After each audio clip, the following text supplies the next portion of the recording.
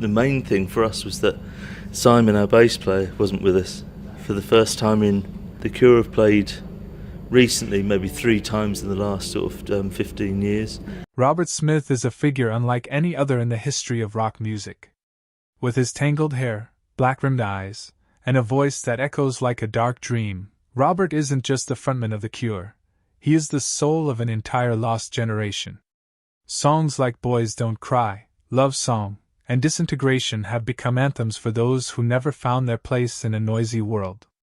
The Cure has sold over 30 million albums worldwide, and their 2018 Hyde Park concert celebrating the band's 40th anniversary moved 65,000 people to tears under the stage lights. Yet, while the world calls him the goth king and a trailblazer of post-punk and alternative rock, Robert Smith lives quietly, free of scandal, without children, without noise, as if fame was never the goal. An artist once expelled from high school for being too influential, who got into backstage fights during a European tour, and who was once mistaken for a racist because of a misunderstood song title, Robert is also the man who stayed with his first love for over 50 years and never left The Cure, no matter who else did. Even as he nears 70, he still stands on stage, his life a sad, deep, hazy, and beautiful song no spotlight can fully capture. What made a teenager once beaten for being different become a global cultural icon? What lies behind the smudged lipstick, the wild hair, and that dreamy stare? Robert Smith was born in 1959 in Blackpool, England, but his childhood was far from rooted in any one place. His family moved frequently, from Blackpool to Helley, and finally to Crawley, West Sussex, the town that would later become the birthplace of The Cure. In small houses with long hallways and grey English evenings, Robert grew up as a quiet boy who hid in his room, spinning vinyl records, letting music bridge the gap between himself and the outside world. His family wasn't wealthy, but they weren't poor either. His father, Alex Smith, a former Navy man with a warm singing voice, would often lull the children to sleep with songs. His mother, Rita, played piano and believed music was the only thing that could help her children find themselves in an indifferent world. Robert was the third of 4 siblings. The family standout was his sister Janet, a piano prodigy taught by their mother. Feeling overshadowed, Robert picked up the guitar to find his own voice. "My sister was too good," he said, "so I had to find another path, and I chose the guitar, a sound that can scream without ever speaking a word." School was not kind to Robert. He clashed with rigid norms and once got beaten after class for wearing a black velvet skirt, a bold act of self-expression in the 1970s that teachers dismissed as a rebellious phase. To his classmates, it was a reason to treat him like an outcast. These moments didn't break him. They pushed him further inward, deeper into music, which became his only safe space. In 1976, while studying at St. Wilfrid's Comprehensive, Robert and his band Malice performed at a school Christmas event. Though the performance was a hit, the administration saw him as a bad influence and suspended him. He was expelled from the very place meant to teach young people to be themselves. But Robert didn't crumble. He sat down and began writing songs. "I play by ear, not by sight. I write with loneliness." It wasn't a tragic childhood in the traditional sense, but society's rejection, paired with quiet, unconditional support from his family, molded Robert Smith into an outsider, strong enough to transform pain into music that would echo around the world. After being suspended from school in 1976, Robert never returned to the classroom. Instead, he committed to music, not because it was easy, but because it was the only path left open.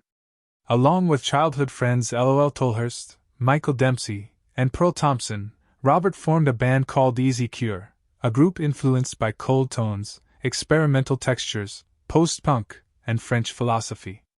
The name was soon shortened to The Cure, an understated title with deep meaning, music as a cure for pain, loneliness, and being lost. In 1978, they signed with Fiction Records, and at just 19, Robert was already the band's creative leader, vocalist, and visual architect. Their debut single, Killing an Arab, sparked controversy.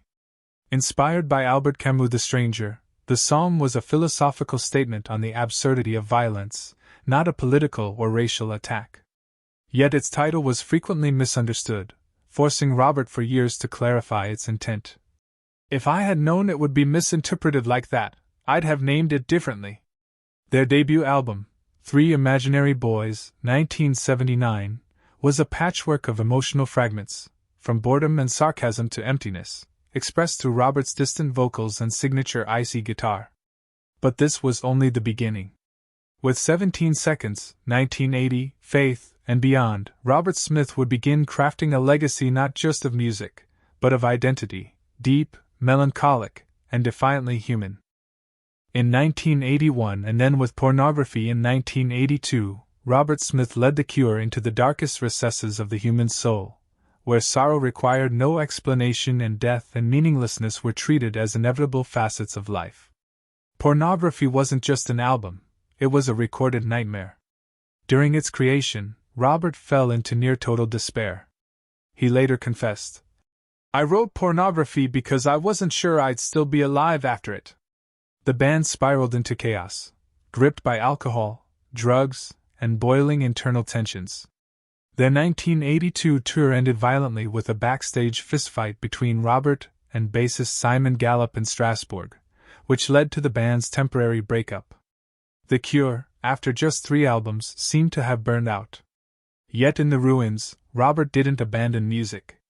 Instead, he played guitar for Susie and the Banshees and formed a side project, The Glove, with Steven Severin. These ventures helped him mentally recover and expanded his artistic vision, laying the groundwork for The Cure's rebirth. When Robert returned to The Cure in 1983, alone, exhausted, but clear-minded, he was no longer just an introspective guitarist. He was a survivor of his own creations, ready to write the most important chapters of his career. In 1984, Robert returned to The Cure, standing in the ashes of the band's early collapse. Former bandmates had moved on, and the group's image was fractured. But instead of retreating, Robert gathered the shattered pieces to build a new version of The Cure, bolder, more emotionally nuanced, and capable of holding all the unspoken pain he had carried. The Head on the Door, 1985, marked the first major turning point. The gloom was still there, but for the first time, it sounded beautiful. Songs like In Between Days, with its bright melodies and melancholic lyrics, offered a path where sorrow could be danced to. The band gained traction in the US, embarking on international tours and climbing charts beyond the Gothic underground.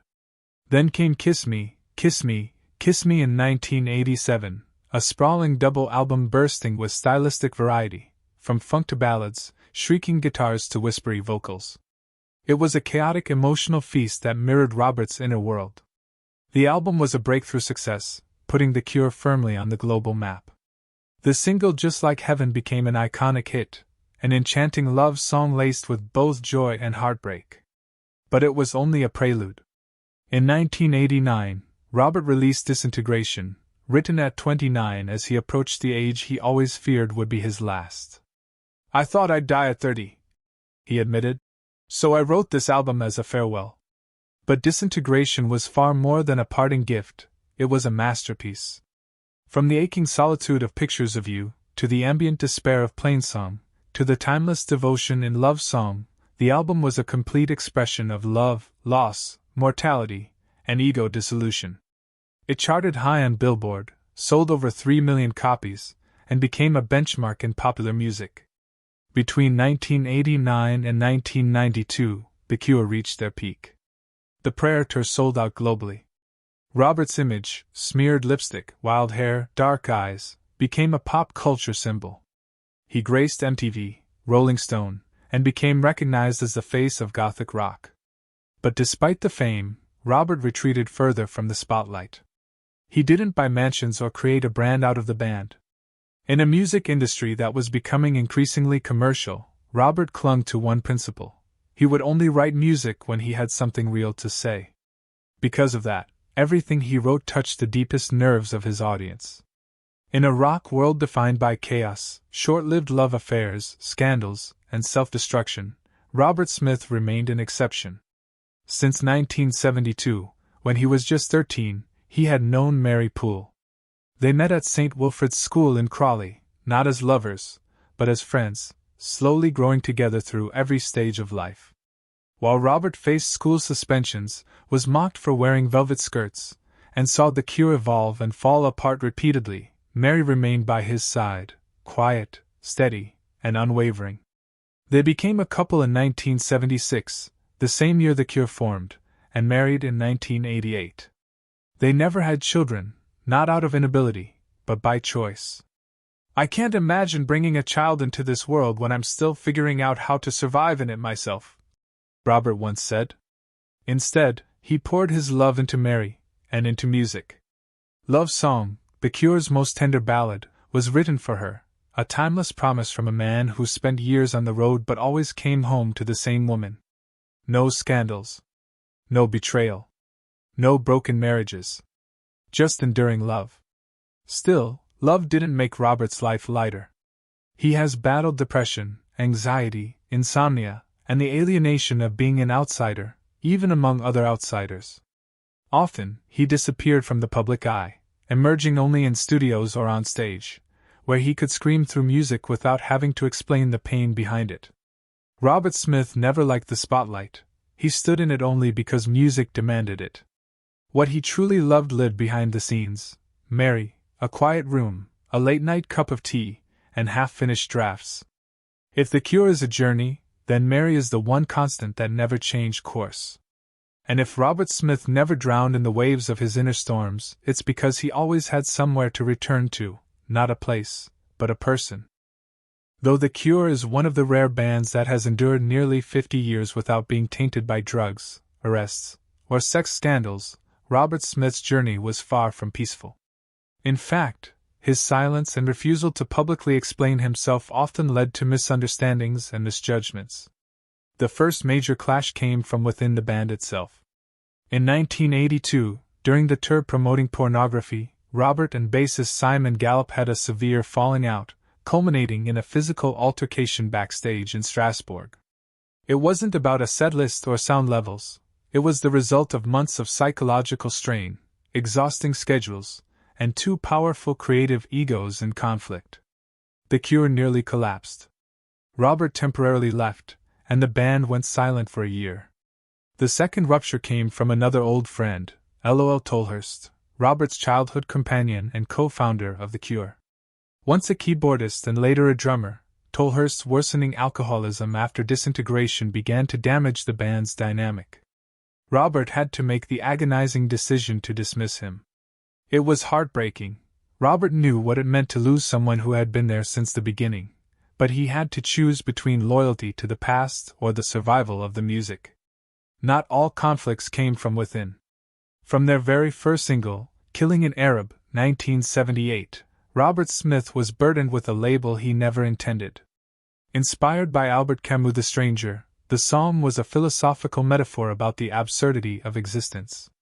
But in a politically sensitive world, the title was misunderstood as racist, and worse, co-opted by extremist movements. Robert faced relentless criticism and was forced to add disclaimers to future releases. "If I'd known, I would have titled it differently," he said. "But I never wrote music to hurt anyone." It was a reluctant apology for a misinterpretation that haunted him for years. Over time, critics continued to misunderstand him. Some accused him of dressing weird for attention, claiming that the black clothes, smudged lipstick, and untamed hair were marketing gimmicks.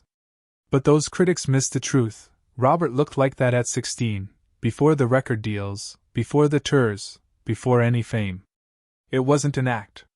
It was simply who he was. One of the more recent public stirrings came from Blink-182's Mark Hoppus, who recounted in his memoir Moment when Robert Smith jokingly tried to kiss him at a 2004 after-party. Though told lightheartedly and without offense, the story caused a media ripple. As always, Robert didn't respond. Perhaps he's simply grown too used to being talked about by people who don't really know him. For over 4 decades, Robert Smith has stood at the center of countless conflicts, not because he sought them, but because he refuses to bend to fit expectations. He would rather fight with his best friend, lose a record deal, or be misunderstood than betray who he really is. And maybe that unshakable authenticity is exactly why he's still here, standing beneath stage lights, guitar in hand, singing songs that continue to haunt listeners around the world. Robert Smith didn't invent Gothic rock, but he made it immortal. With smudged lipstick, a faraway gaze, and melodies steeped in melancholy, he redefined a sound that didn't need to scream to feel intense or be loud to feel cold. Though he never claimed to represent a movement, an entire generation of teenagers in black turned to The Cure, finding comfort in his lyrics as if the band was the only friend who truly listened. His influence extends far beyond Gothic rock. Artists like Trent Reznor of Nine Inch Nails, Billy Corgan of Smashing Pumpkins, Placebo, Interpol, and even Billie Eilish cite Robert's music and ethos as major inspirations.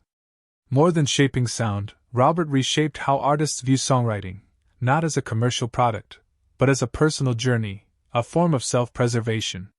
"Music isn't something to sell," he once said. "Music is what keeps me from disappearing." In 2019, when The Cure was inducted into the Rock and Roll Hall of Fame, a reporter asked Robert if he was excited. With a deadpan face, he replied, "Not as much as you do." The moment became a viral meme, not because it was witty, but because it was honest. Pure Robert Smith, no showmanship, no pretending, no faking. Visually, he became a pop culture icon. His face appeared on t-shirts, tattoos, posters, and magazines throughout the 80s and 90s. Once mocked for his appearance, he's now hailed as a symbol of anti-conformity, a quiet rebellion expressed through stillness. His true legacy isn't just the tens of millions of albums sold or sold-out arenas. It's the souls he helped keep alive, the quiet, alienated hearts who once believed they were alone until they heard The Cure and realized someone out there had turned their same sadness into beauty. Alone in Lullaby, Pictures of You, The Same Deep Water as You, listeners saw themselves in those songs, their unnamed memories, their unanswered questions. And when audiences sing along with Robert Smith at Twilight concerts, no one cares about genres, trends, or technical precision. They sing because those songs held them together during their darkest days. That's why calling Robert Smith simply a musician doesn't do him justice. He is a lyricist for the voiceless, living proof that you can be different and still be loved. He's a reminder that even when you carry sorrow, you can still create something beautiful for the world. Today, Robert Smith is 65 years old. The once wild, tousled hair is now graying and thinning, but he wears it just the same, a quiet defiance, a testament to never giving up on who he truly is. He still lines his eyes in black, still wears oversized coats and scuffed shoes, but now his gaze carries a different weight. It's no longer fiercely defiant, it's quietly observant, as if he's seen enough, heard enough, and finally understood the world around him. After more than 16 years of silence, The Cure returned in 2024 with Songs of a Lost World, a musical journey still filled with nostalgia, loneliness, and unanswered questions.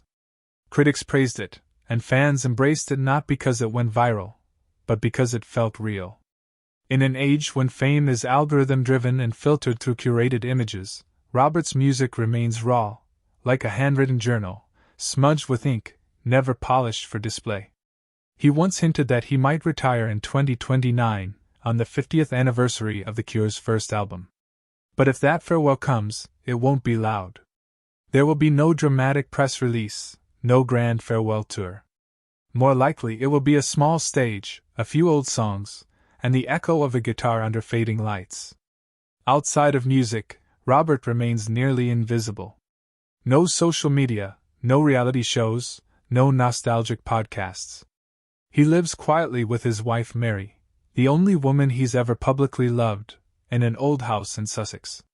They raise cats, tend to their garden, and Robert still writes. Not for fame, not for release, but simply to hold on to the parts of himself he's never shared with the world. To many, Robert Smith is an icon. But to himself, perhaps, he never tried to be anything at all. He is simply a man, lonely, honest, quiet, loyal, who chose to express pain through melody instead of words. And in doing so, he saved millions. Not every artist lives long enough to see their music transcend time. Robert Smith did, not through strategy, but through sincerity. And maybe he doesn't even need a farewell, because every time someone plays Love Song, Disintegration, or A Forest, Robert is still there, in the notes, in the darkness, in the hearts of those who once felt they belonged nowhere. Robert Smith will always be an icon, not just for the songs that made history, but for staying true to himself across nearly half a century in a world that never stopped shouting. He is a man of silence, steadfastness, gentleness, and depth, who turned loneliness into art and made darkness a refuge for millions of lost souls. He never needed noise to become great. The legacy he leaves behind isn't just music, it's empathy, loyalty, and proof that you can be yourself and still be loved. What do you think of Robert Smith's emotional journey? Which of his songs has stayed with you the most? Share your thoughts in the comments below, because every music memory is part of this story. And don't forget to hit like, subscribe, and ring the bells so you don't miss the next journey, where we continue telling real stories about real people, who lived, who hurt, and who left behind something unforgettable. Thank you for watching. See you in the next video. Goodbye.